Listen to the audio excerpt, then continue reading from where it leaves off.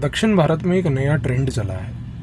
आप सभी ने ऑब्जर्व किया होगा और देखा होगा कि आज से चंद महीने पहले तमिलनाडु के राज्य में एक इरेडिकेट सनातन धर्म की एक कॉन्फ्रेंस की जाती है। उस कॉन्फ्रेंस में तमिलनाडु सरकार के कई मंत्री से लेके कई बड़े दिग्गज उसमें भाग लेते हैं। सनातन धर्म को धरती से ख़त्म कर देने की उसमें शपथ ली जाती है। उस प्रकार का सनातन धर्म को बदनाम करने का लिटरेचर प्रमोट किया जाता है।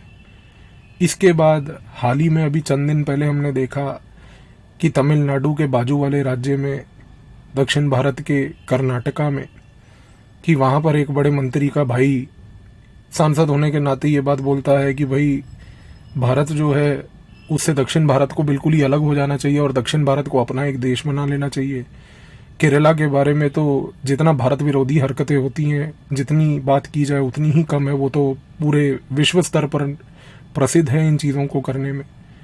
सवाल ये उठ रहा है कि आज की डेट में जो ये दक्षिण भारत है, इसको एग्जैक्टली समस्या क्या है? और आज की डेट में ये दक्षिण भारत में जितनी भी सरकारें हैं, ये एक पिछले 6 से 8 महीने से एक 2 पॉइंट एजेंडा जो चला रही हैं कि सनातन धर्म के खिलाफ लड़ाई और भारत से अलग होने के लिए लड़ाई। ये एक्चुअल में एजेंडा है किसका, और इस एजेंडा को इस समय गरमाया क्यों जा रहा है? तो आज के इस वीडियो में इन्हीं चीज़ों के बारे में जो पूरा गेम प्लान है वो समझेंगे। देखिए, इस पूरे गेम प्लान को समझने के लिए आपको जाना होगा अगस्त 2019 में। अगस्त 2019 में जब भारत ने अपने संविधान से अनुच्छेद 370 को हटाया, उसके हटाने के बाद आईएसआई जो पाकिस्तान की थी वो एकदम बौखला गई। उसकी बौखलाहट का कारण भी नॉर्मल था, क्योंकि आईएसआई वालों ने भारत के अंदर, खास करके कश्मीर के राज्य में, अपनी एक पूरी इंडस्ट्री बना के रखी हुई थी।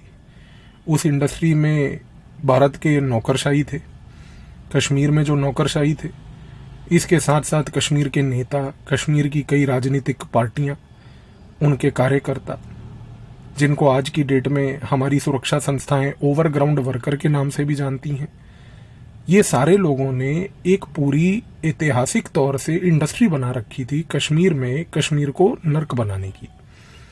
370 खत्म होते ही, कश्मीर का यूनियन टेरिटरी बनते ही, जब यूनियन का कंट्रोल सीधा का सीधा कश्मीर पे आया, तो आईएसआई भौखला गई, क्योंकि अब उसको समझ आ गया कि भाई हमारी बनाई हुई पिछले 30, 40, 50 सालों से नर्चर की हुई ये पूरी इंडस्ट्री तो ओवरनाइट खत्म हो गई। अब हम क्या करें? इसके बाद आईएसआई ने अमेरिका से मदद लेने की कोशिश करी। अमेरिका उस समय 2020-21 में कोरोना के क्राइसिस को लेके जूझ रहा था, जब पूरा विश्व ही इस क्राइसिस को लेके जूझ रहा था। जैसे ही वो क्राइसिस कुछ खत्म होने लगा, अमेरिका के आगे गिड़गिड़ाया पाकिस्तान, और पाकिस्तान ने जाके बोला कि भाई 370 के बाद हम भारत में क्या करें? तो अमेरिका की मदद से, कनाडा जैसे घटिया देशों की मदद से, इन लोगों ने मिलकर, कनाडा, अमेरिका और साथ ही में पाकिस्तान ने मिलकर 2022-23 में खालिस्तान के मसले को दोबारा से उठाया। खालिस्तान के मसले को इन्होंने बढ़ाने के लिए जो पूरा का पूरा खेल रचा, उस खेल में अमृतपाल सिंह से लेके और बड़े सारे एजेंट्स का इन्होंने प्रयोग किया। इस चैनल पे खालिस्तान को लेके मैं कई वीडियोस ऑलरेडी बना चुका हूँ और आप लोगों ने देखी भी हुई हैं। लेकिन जब खालिस्तान का मसला भी नहीं चला और कश्मीर में दुकान बंद हो गई, इसके बाद 2023 के अंत तक आते आते पाकिस्तान और अमेरिका को ये लगने लगा कि भाई ये हमारे लिए गंभीर परिस्थिति है कि भारत में जो भी फ्रंट हम खोलते हैं वो बंद हो जाता है। हम जिस भी बारे में भारत को तोड़ने की बात करते हैं उसके ऊपर पानी फिर जाता है। तो हम क्या करें? राजनीतिक तौर पर इन्होंने कुछ फायदा उठाने की कोशिश करी। लोगों को जात पात में बांट दो और जातों में भारत के टुकड़े टुकड़े कर दो। लोगों ने उसको नकारा। इसके बाद जब एक सेंटीमेंट बनाने में अमेरिका, पाकिस्तान मिलकर नाकाम रहे,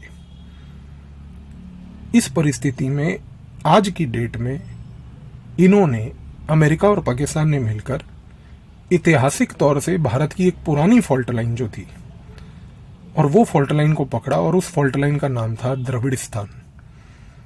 द्रविड़िस्तान एक ऐसी मूवमेंट थी जिसको चलाने के लिए आज की डेट में अमेरिका और पाकिस्तान को कोई बहुत ज़्यादा मेहनत नहीं करनी थी। उनके पास दो उनके ऐतिहासिक एजेंट्स थे। आईएसआई ऑफ पाकिस्तान की तरफ से इकबाल चौधरी, जो आज की डेट में अमेरिका में रहता है, आईएसआई का एजेंट है।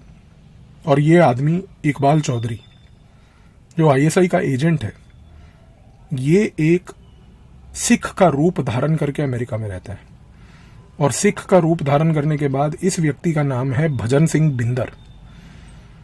और इसके साथ साथ अमेरिका का खुद का CIA का एक आदमी जिसका नाम है पीटर फ्रेडरिक। पीटर फ्रेडरिक जो है ये, और भजन सिंह बिंदर जिसका असली नाम है इकबाल चौधरी, आईएसआई का अधिकारी है जो अमेरिका में रहता है, इन लोगों ने द्रविड़िस्तान को उठाया। अच्छा, द्रविड़िस्तान की भी जो ये बात है, ये कोई अभी पिछले साल से नहीं उठी। बीच बीच में 2019 में अनुच्छेद 370 के हटने के बाद आईएसआई और CIA वाले इस द्रविड़िस्तान को टेस्ट कर रहे थे, देख रहे थे कि ये कैसे चलेगा। मैं आपको एक उदाहरण देता हूं। 2019 में नवंबर के महीने में चीन के राष्ट्रपति शी जिनपिंग जब भारत आए, तो भारत के प्रधानमंत्री के साथ महामल्लापुरम में उनका एक समिट हुआ। और जब ये समिट हुआ तो तमिलनाडु के महामल्लापुरम में इस समिट के आसपास के इलाकों पे ये तमिलनाडु की द्रविडियन पार्टियां जो हैं, जो अपने आप को बहुत ही रेसिस्ट समझती हैं, अपने आप को बड़ी विद्वान समझती हैं, किसी लाइक की नहीं, इन्होंने उस समय कैंपेन चलाए। और वो कैंपेन में भारत के चीन के खिलाफ का विरोध नहीं था, एक ही पॉइंट का कैंपेन था, और कैंपेन था गो बैक मोदी। आपको मोदी से जलन है, आप चिढ़ते हैं, ठीक है, लेकिन उस चीज के प्रोटेस्ट को एक टाइमिंग भी होती है। आपको मोदी को देख के बहुत ही दिल में जलन होती है, एसिडिटी की समस्या है, इनो पीने से भी नहीं सुधरती, आप एसिलॉक की दवाई खाते हैं तो भी नहीं ठीक होता। फर्क समझ आता है कि नहीं होता आपका, क्योंकि ये द्रविडियन पार्टियों को पता है कि बहुत जलन है।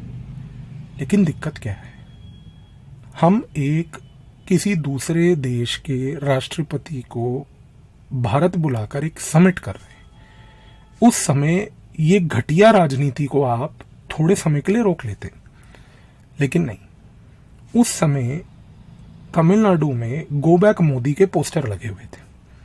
अच्छा, ये जो गो बैक मोदी के पोस्टर थे, इसको तमिलनाडु की सरकार ने उस समय पता है क्या कह के नकार दिया।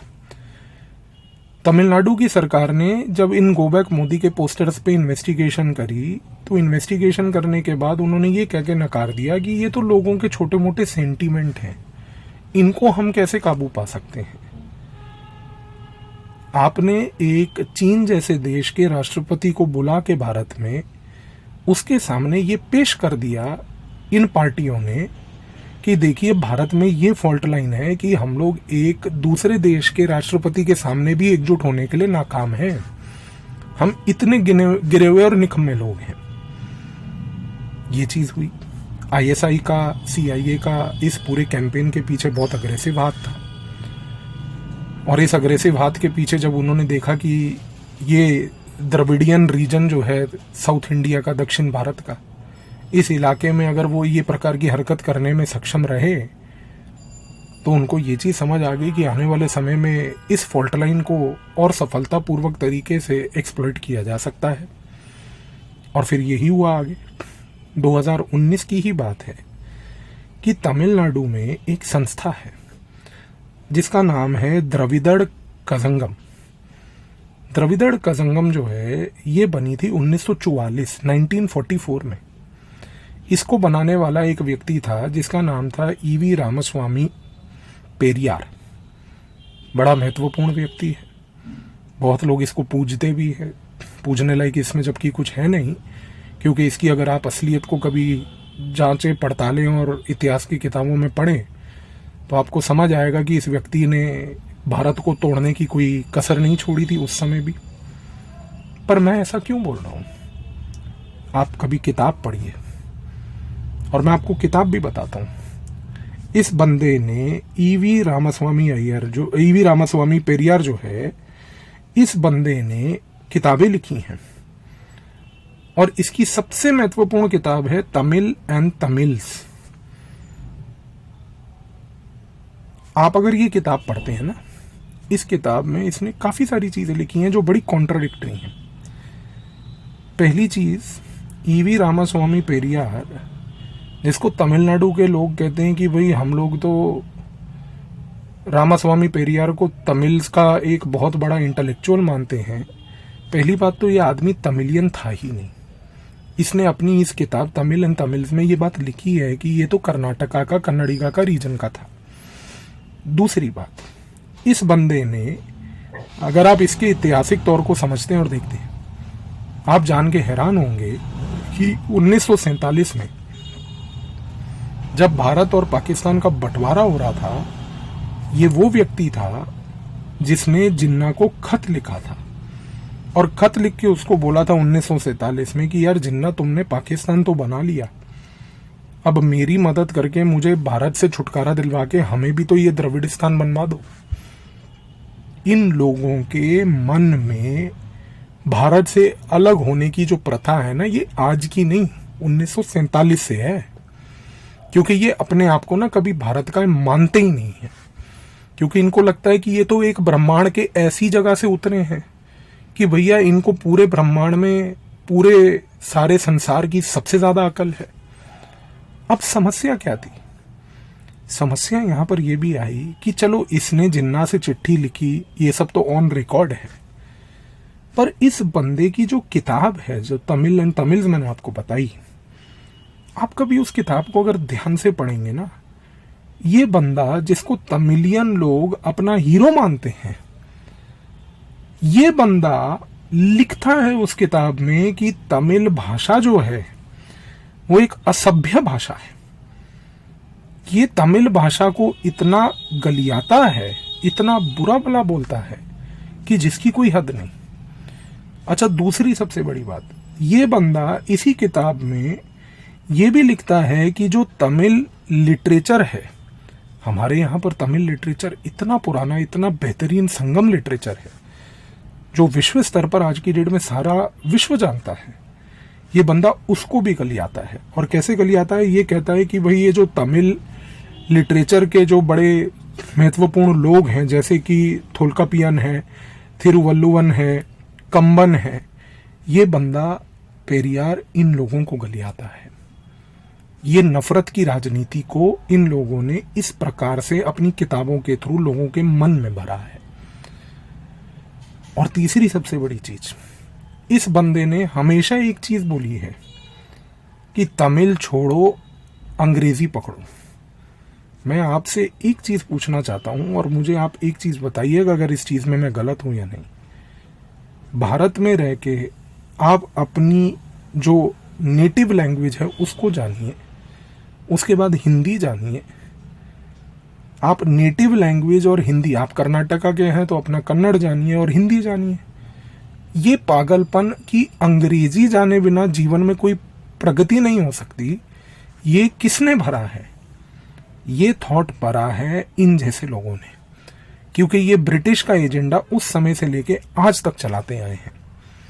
इसीलिए जब भारत ने, अभी सरकार ने 2020 में नेशनल एजुकेशन पॉलिसी निकाली थी, और उस नेशनल एजुकेशन पॉलिसी में जब भारत ने ये बात बोली ना, सरकार ने, कि भैया आप अपनी नेटिव लैंग्वेज जानिए और आपको नेटिव लैंग्वेज सिखाने में सबसे पहली प्रायोरिटी दी जाएगी ओवर एंड अबव अंग्रेजी, तो इन लोगों की बहुत जली थी, बहुत जली थी उस समय इनकी, क्योंकि इनको मालूम था कि अब वो समय नहीं है कि जब हम बैठकर भारत में ब्रिटिश का या अमेरिका का एजेंडा चलाएंगे। हम इस बात को जानते हैं कि भारत एक डाइवर्स देश है। इस डाइवर्स देश में अलग अलग लोग हैं जिनकी अलग अलग भाषाएं हैं, और भारत में सरकार का सबसे पहला उद्देश्य यही है कि हर एक व्यक्ति उस भाषा को, अपनी भाषा को जाने और उसके बाद हिंदी समझे, दूसरी भाषाएं समझे। लेकिन अपनी भाषा और हिंदी भाषा को छोड़कर ये अंग्रेजी का पागलपन का जो बुखार था, ये नेशनल एजुकेशन पॉलिसी ने टक्कर देने की कोशिश करी। और इसीलिए फिर वो नैरेटिव चलने लग गया कि भैया आप तो भारत को पिछड़ा बनाना चाहते हो, उनको लोगों को अंग्रेजी सिखाना नहीं चाहते। दक्षिण भारत के कुछ सांसदों ने उस समय 2020-21 में नेशनल एजुकेशन पॉलिसी का भी इसी प्रकार से जो है बड़ा दुष्ट प्रचार किया था। लेकिन ये बात यहाँ पर भी नहीं रुकती। 2019 में एक चीज़ और हुई थी। ये जो संस्था है ना, द्रविडर कसंगम, जिसके बारे में मैंने आपको अभी बताया, ये जो रामास्वामी पेरियार वाली है, इसको आज की डेट में एक वीरमानी नामक व्यक्ति जो है वो लीड करता है। ये बंदा वीरमानी जो है, ये 2019 में अमेरिका गया था, सैन फ्रांसिस्को। सैन फ्रांसिस्को में ये जाकर वहां पर इसने पेरियार का जन्मदिन जो था, कुछ 140-142वां जन्मदिन था, उसको कमेमोरेट किया। चलो ठीक है, आप पेरियार है, आपका बंदा है, आप उसको जाके बाहर जाके कमेमोरेट करना चाहते हो, करो। इस बंदे वीरमानी ने, जो आज की डेट में द्रविडर कसंगम को लीड करता है, इसने एक बुकलेट निकाली थी। और वो बुकलेट में इसने क्या किया, इस बुकलेट को रिलीज कराने के लिए इसने 2 लोगों को बुलाया। और वो 2 लोग सैन फ्रांसिस्को में पता है कौन थे? वो 2 लोग थे, पीटर फ्रेडरिक और दूसरा था भजन सिंह बिंदर। ये बंदा एक CIA का और एक ISI का आदमी, और वो 2 आदमी जो आज की डेट में भारत को हर एक तरह से तोड़ने में लगे हैं, इनके साथ खड़े होकर पेपर रिलीज करवा रहा है। अजीब सी बात है। पर ये कैसे हुआ? ये हुआ। अब आप इस माइंडसेट को समझिए कि ये माइंडसेट की जो समस्या है, ये माइंडसेट कभी खत्म नहीं होने वाला। क्योंकि अब CIA को और बिंदर को, भजन सिंह बिंदर को, 2 लोगों को ये चीज समझ आ चुकी है कि कश्मीर की दुकान बंद है, दूसरी दुकान पंजाब में चली नहीं, तो आज की डेट में द्रविडिस्तान। इसी रीजन से आप देखिए कि अब आने वाले 2 से 3 महीने में आप देखेंगे, और मैं आपको ये आज बता रहा हूं क्योंकि जैसे जैसे चुनाव पास आएगा उतना उतना आप देखिएगा कि ये जो दुष्ट शक्तियां हैं भारत को तोड़ने वाली, ये उतना ही ये प्रकार का एजेंडा चलाएंगी। और ये एजेंडा में सबसे पहले क्या आएगा, इन दोनों लोगों की तरफ से दक्षिण भारत के राज्यों को लेकर एक नैरेटिव चलाया जाएगा कि दक्षिण भारत बाकी भारत से अलग है। तो ये जो अभी स्टेटमेंट आई कर्नाटका के रीजन से, और चंद महीने पहले जो इरेडिकेट सनातन धर्म कॉन्फ्रेंस तमिलनाडु में हुई, ये सारी चीजें एक पैटर्न है। केरला, मैंने आपको पहले ही बोला, उस राज्य के बारे में जितना कम बोला जाए उतना अच्छा है। उसने क्या किया इस देश के लिए सब जानते हैं। मैं केरला की ह्यूमन डेवलपमेंट की बात नहीं करना चाहता हूं, क्योंकि ह्यूमन डेवलपमेंट करके वो आदमी केरला का भारत में रह के भारत के लिए कुछ नहीं करता, वो बाहर जाके भिखारी बन जाता है। मिडिल ईस्ट में जाकर या यूरोप और कनाडा में जाकर वहां नौकरी करते हैं दूसरों की। तो जितना कम बोला जाए उतना अच्छा है। लेकिन चीज को समझिए, आने वाले 2 से 3 महीने में ये नैरेटिव आपको और दिखेगा, और ये नैरेटिव में 2-3 चीजें होंगी। पहला यही होगा, दक्षिण भारत बाकी भारत से अलग है। दूसरा ये होगा कि दक्षिण भारत बाकी पूरे भारत के लिए सबसे ज्यादा टैक्स का पैसा, आयकर का पैसा देता है, तो इसीलिए दक्षिण भारत जो है उसको उस हिसाब से पैसा नहीं मिल रहा है। फिर तीसरा, लोगों के मन में भ्रम फैलाया जाएगा कि दक्षिण भारत को भारत से अलग ही हो जाना चाहिए।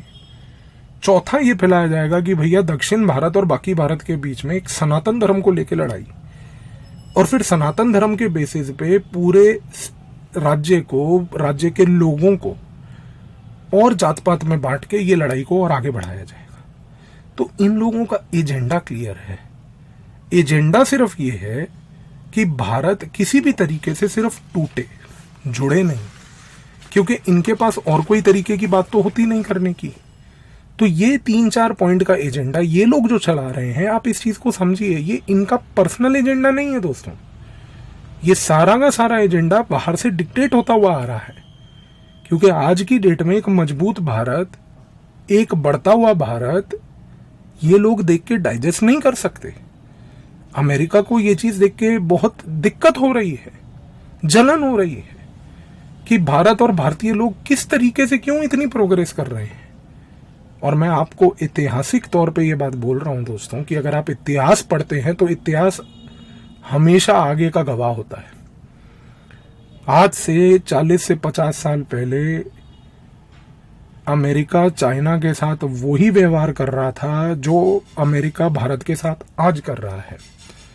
और ये 40 से 50 साल अमेरिका चीन के बीच में जो एंगेजमेंट हुआ और जो चीन ने प्रगति करके आज की डेट में अमेरिका के नाक में दम करके रखा हुआ है, इसकी वजह से अमेरिका और चीन के बीच में विश्व स्तर पर क्या हो रहा है ये आप सभी को पता है।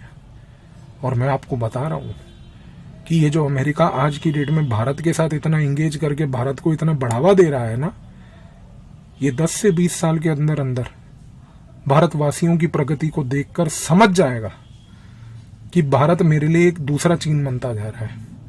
और आज की डेट में धीरे धीरे अमेरिका के स्ट्रेटेजिक कम्युनिटी के अंदर और इंटेलिजेंस के अंदर ये थिंकिंग आ रही है, इसीलिए वो कोई कसर नहीं छोड़ रहे भारत को तोड़ने की।